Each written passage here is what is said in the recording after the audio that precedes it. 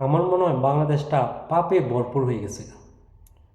এর কারণটা হচ্ছে বাংলাদেশে কিছু কিছু কন্টেন্ট ক্রিয়েটর আছে যারা বহু ব্যবসায়িক এবং কি যারা তাদের বহু পার্সোনাল ভিডিও দিয়ে সোশ্যাল মিডিয়া থেকে যারা ডলার ইনকাম করে, সেই ডলার দিয়ে তাদের বাচ্চা কাচ্চাকে স্কুলে পাঠায়, দেশ বিদেশে তারা তাদের ফ্যামিলি নিয়ে ট্যুর করতে যায়।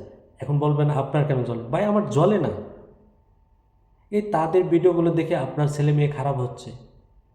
আপনি লিখে রাখেন তাদের ভিডিওগুলো দেখে আপনার ছেলে মেয়েরা খারাপ হচ্ছে, তারা অন্ধকার রাস্তায় চলে যাচ্ছে।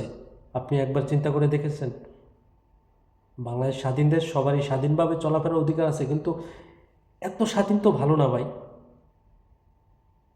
একজন হাজব্যান্ড কি করে পারে তার পরিবারের ওয়াইফের পার্সোনাল ভিডিও সোশ্যাল মিডিয়াতে আপলোড করে ডলার ইনকাম করে, আবার সেই ভিডিওগুলো আমরা আমরা দেখতেছি, আমাদের ছেলে মেয়ে দেখতেছে, আমাদের ভবিষ্যৎ প্রজন্মরা দিন দিন কত অন্ধকার দিকে চলে যাচ্ছে, সেদিকে আমরা কিন্তু কোনো খেয়াল রাখতেছি না। এজন্যই আমাদের বাংলাদেশে আরেকজন সুনামধন্য কন্টেন্ট ক্রিয়েটর আছে জুয়েল ভাই, উনি বলে বাংলাদেশে আসলে কোনো মা বাপ নাই। আসলে সত্যি বাংলাদেশে কোনো মা বাপ নেই। যদি বাংলাদেশে মা বাপ থাকতো তাহলে বাংলাদেশ যারা কন্টেন্ট ক্রিয়েটর আছে, যারা কন্টেন্ট ক্রিয়েটর করে ইনকাম করে বা তাদের ফ্যামিলি চালায়, ভাই বৈধভাবে তুমি তোমার ইনকাম করো। 2 দিন পর পরে সোশ্যাল মিডিয়াতে একটা নাটক শুরু হয়ে যায়।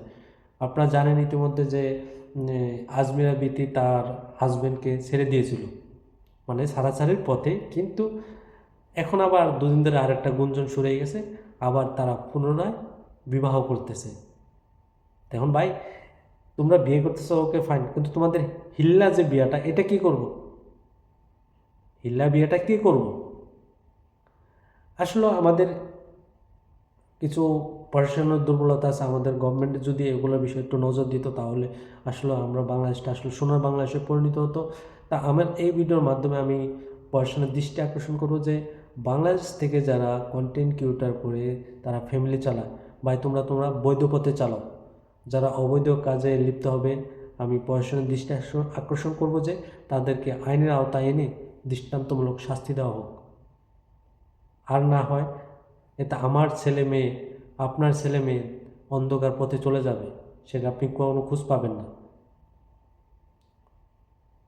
আসলে যে বাংলাদেশে মা বাপ নাই বাস্তব।